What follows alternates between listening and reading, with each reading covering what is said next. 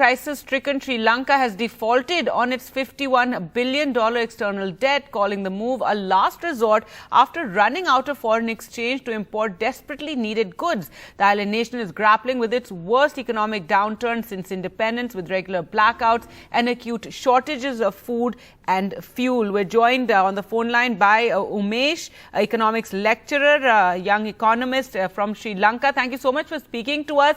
Explain to us what this means now, Sri Lanka's default. Right. This means that after 2 years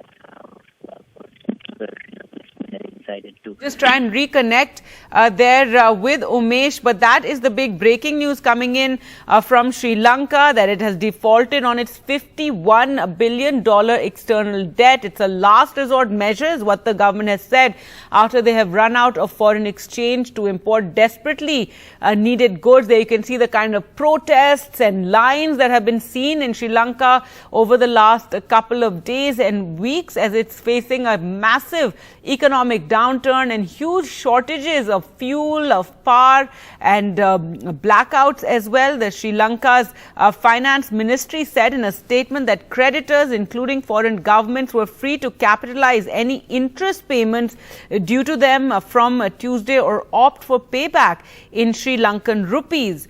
In the statement, it said the government is taking the emergency measure only as a last resort in order to prevent further deterioration of the Republic's financial position.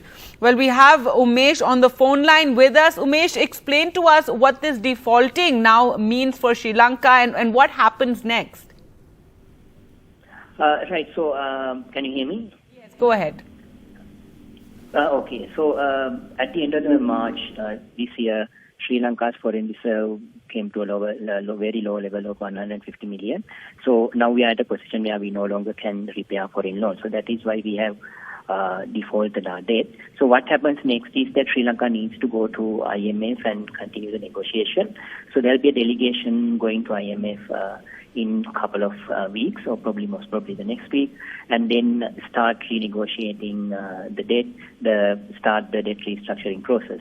What is good in this announce of default is that the government has clearly indicated that they want to restructure debt, and they have clearly implied that, and also the central bank governor and Secretary to the Treasury, they seems to be very keen on it. So at the same time, you need the government support as well. But this is something that was inevitable for about last 2 years. But finally now Sri Lanka had to do it because there's no foreign currency to repay. Right, Umesh, though this seems, now it'll be another, long process, renegotiating with the IMF, etc. But what about on the ground? What immediate relief can people expect in that sense?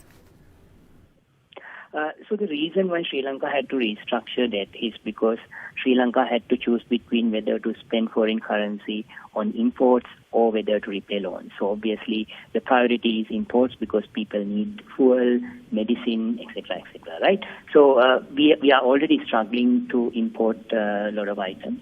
Where the credit line from India in particular has helped Sri Lanka with fuel supply, and also there's another credit line from India coming for essential goods, medicine, and some raw materials. So that should help Sri Lanka in the short term, but people are still struggling in terms of their basic needs, particularly fuel and gas and even medicine.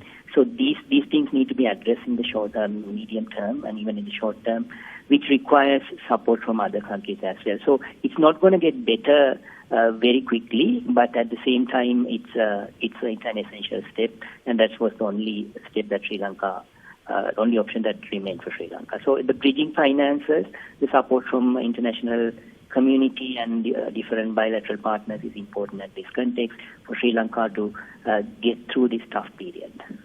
All right, Umesh, thanks so much for joining us.